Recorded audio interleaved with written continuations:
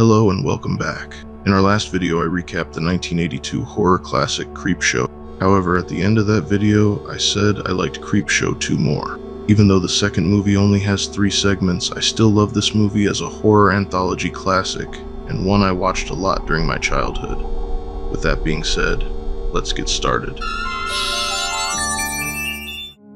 Our first tale, Old Chief Woodenhead, begins in a fading desert town, a shadow of its former self where the streets are quiet and hope feels like a distant memory. Ray and Martha Spruce, an elderly couple, run the town's general store. Outside the shop, their most notable feature is a towering wooden statue of a Native American chief, nicknamed Old Chief Woodenhead. Ray, just quit. Quit? You mean close the store? Yes, while you still have a little time left to get something out of life instead of always putting in. Though worn and weathered, the statue stands as a symbol of dignity and history. One day, Benjamin Whitemoon, a respected tribal elder, visits the store with a deeply symbolic gesture. I have brought you this.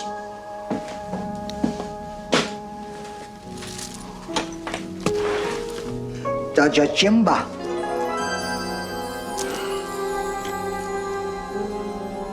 These are the things my people hold precious. You will keep them until our debts are paid. If we cannot pay in 2 autumns, they line are yours forever. He entrusts Ray with a collection of priceless tribal jewels, asking him to safeguard them as collateral for the debts owed by his struggling community, showcasing Benjamin's unwavering belief and honoring the commitments of his people. Ray, ever kind-hearted, accepts the responsibility with solemn gratitude. Keep them safe. I'll guard them with my life. Times are going to take an upturn, Benjamin. I can smell prosperity in the air. Go on there, Chief Woodenhead.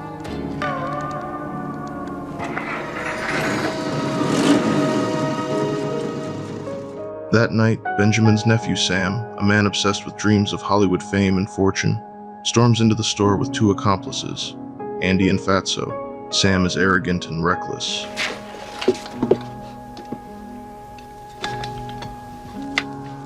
Go ahead, boys. Take what you want.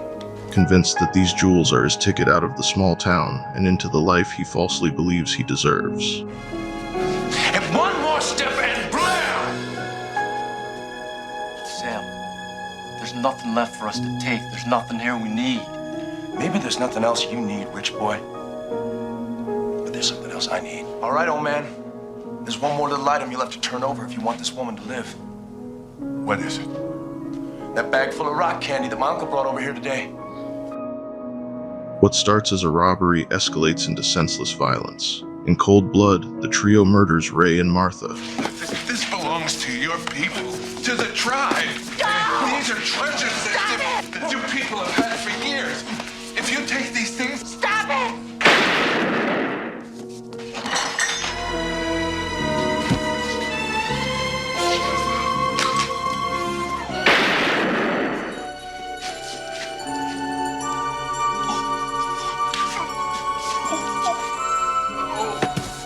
Destroying their shop and laughing as they mock Old Chief Woodenhead on their way out. We're out of here, man. We're out of here for good. No more of this bullshit, man. No more eating dust for a living. There ain't no dust in Hollywood, man. There ain't no fucking tribe of dumb and wimpy-ass red men, neither. As the night deepens, an ancient, supernatural force stirs. Old Chief Woodenhead, seemingly lifeless for decades, awakens.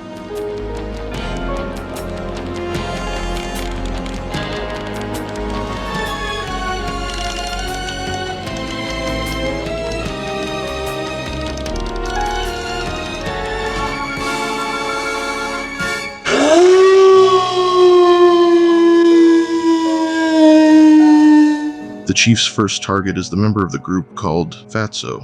Old Chief Woodenhead quietly sneaks onto Fatso's property, firing an arrow that accurately finds its mark.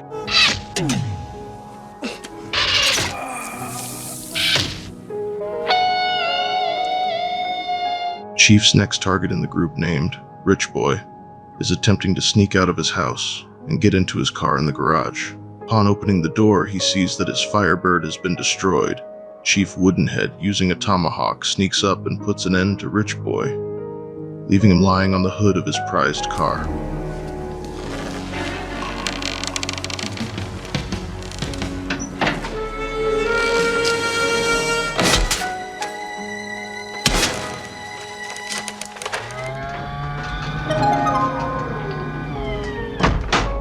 Finally, Sam, the arrogant ringleader, suffers the ultimate humiliation.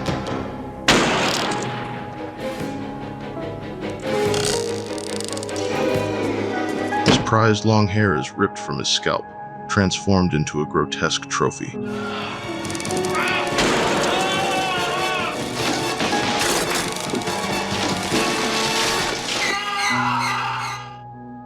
As dawn breaks, old Chief Woodenhead returns to his post outside the store, now clutching his trophy and his new freshly applied war paint. It's a chilling reminder that justice, no matter how delayed, always finds its way. The story leaves us reflecting on respect, tradition, and the consequences of greed.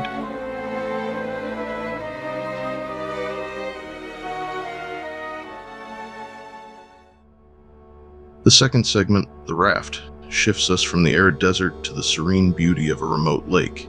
4 college friends, Randy, Deke, Rachel, and Laverne, set out for a carefree day of swimming and partying. Their destination is a floating wooden raft in the middle of the lake, accessible only by swimming to it. The atmosphere is lighthearted as they splash through the water and climb onto the raft. However, their fun takes a sinister turn when they notice an ominous black substance floating on the water's surface. At first, they joke about it, likening it to an oil slick. This thing, I don't know what the hell it is. It's an oil slick. I guess. It's not an oil slick. Have you ever seen a perfectly round oil slick before? Something unnatural about the way it moves, almost as if it's alive and watching them. Rachel's curiosity gets the better of her. She reaches out to touch the slick, and in an instant, it lashes out, pulling her into the water. Her screams are chilling as the substance consumes her, leaving behind no trace.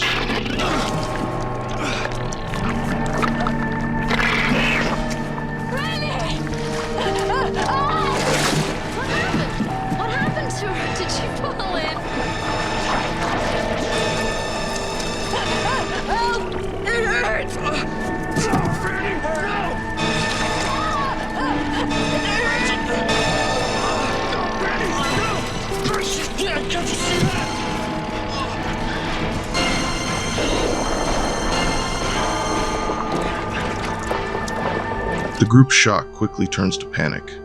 They realize they are stranded, with the slick circling the raft like a predator. Hours pass, and the tension among the survivors escalates. Deke, the group's jock, not knowing the slick's ability, gets his leg caught as he was standing between the boards.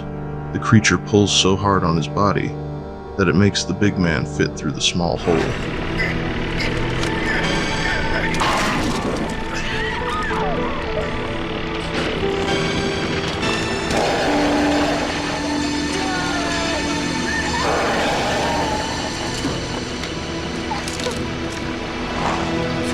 His death sends shockwaves of panic through Randy and Laverne, who are now left to fend for themselves. Laverne jumps into Randy's arms, nearly costing them their lives. Randy explains that if they stay on the boards, they'll be safe. I'm gonna put you down. I can't get you if you stand on the board. I can't. As night falls, the 2 survivors huddle together, desperate for a plan.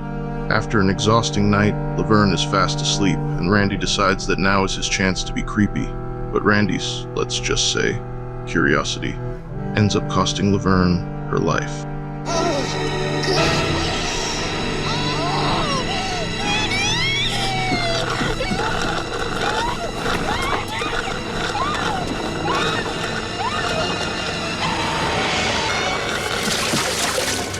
Randy, in a moment of sheer desperation, leaps into the water and swims furiously towards the shore. Miraculously, he makes it, collapsing onto the sand in exhausted triumph. But his relief is short-lived.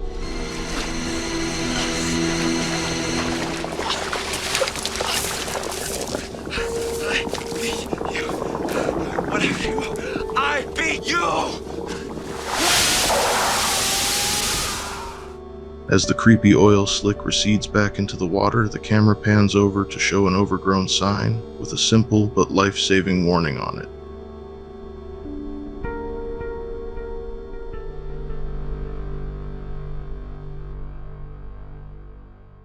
Final segment, and one of my favorites, the hitchhiker. Our story opens on Annie Lansing, a wealthy, self-absorbed woman engaged in an affair. Realizing she's running late, she speeds home, her thoughts consumed with excuses for her husband, in one instance even mocking the thought of telling him the truth. I went to get laid, George. There's this wonderful guy. He charges $150, but that's for 6, count 'em, 6 orgasms. That's, $25 a pop. Not bad. But her night takes a darker turn when she gets distracted and runs over a hitchhiker on the side of the road. Shit! Goddamn butts tonight. It's real leather, Mrs. Lansing. That'll cost just $1,743.92.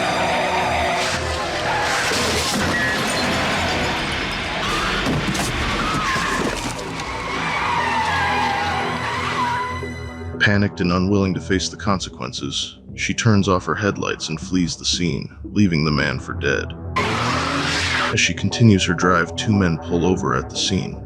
A trucker played by Stephen King and, ironically, her husband George Lansing. 911? Yeah, I want to report a hit and run. Victim's apparently dead. Hey, what's happening? Things happen. A guy got creamed. That's what happened. Happens all the time. As she continues her drive, Annie begins to rationalize her actions, convincing herself that it wasn't entirely her fault. It was an accident, a legitimate accident. So why should I fuck up my life, right? But her fragile sense of control shatters when, in a nightmarish twist, she sees the hitchhiker, battered and bleeding, right in the middle of the road.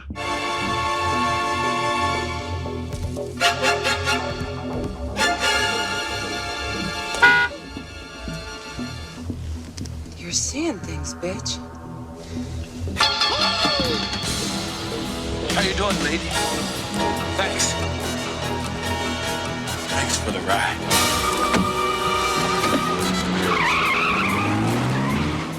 She speeds away.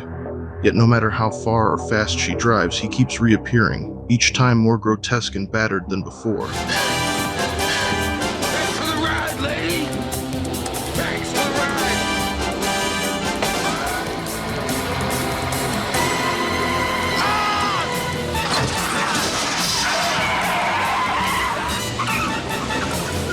Annie's attempts to escape grow increasingly frantic, now with the grotesque version of the hitchhiker on her roof, attempting to grab at her through the sunroof.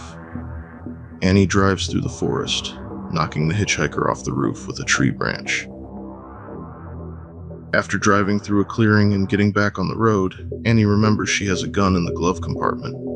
Just as she gets her hands on it, the unrelenting hitchhiker opens her passenger door. Annie opens fire. The bullets seem to have little to no effect. Annie, after running out of ammo, resorts to kicking the hitchhiker as she restarts her car.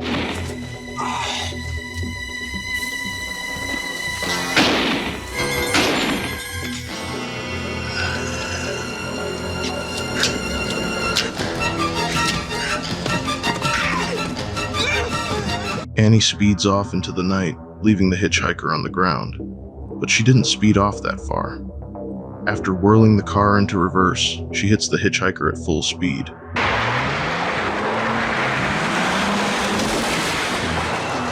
A crumpled heap twitches in the road as she puts the car into drive and hits him again. As she was driving down the road, slowly losing her mind to madness, she imagined how much it would cost to fix her car, and what she'd say to the repairman about the damages. Look at this car! 3,000? Maybe 4? $4,000, Mrs. Lansing, and the car will look like you just drove it out of the showroom. What happened, Mrs. Lansing? I ran over some guy. Suddenly, she saw a bloody hand grasping onto the hood of her car. Holding a new sign, the hitchhiker reappears with a fresh message, but Annie has had enough. Fed up and enraged, she drives her car towards a tree, determined to finally dispatch of her nightmarish tormentor. After repeatedly driving her car into the hitchhiker and the tree, she hits her head on the steering wheel and loses consciousness. That'll cost you, Mrs. Lansing.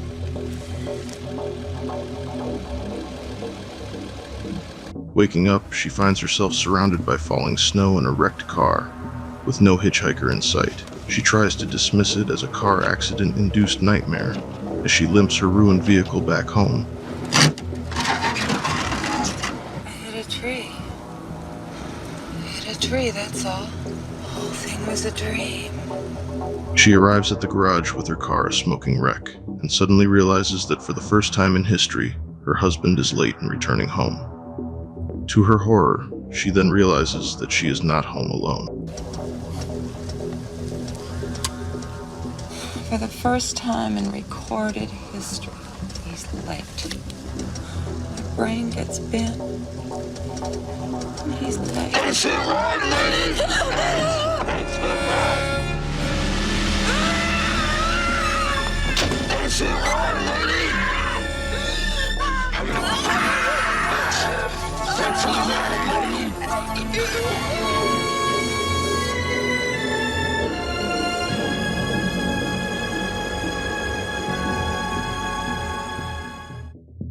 Thanks so much for watching. I really appreciate every single one of you. Now, you might expect the next video to be Creepshow 3, but let's be honest. Most fans agree the third movie wasn't great. Instead of diving into that, I thought we'd switch it up and recap another horror classic from the 90s, Tales from the Hood. That's all I have for you in this video. I hope you enjoyed it, and I'll see you in the next one.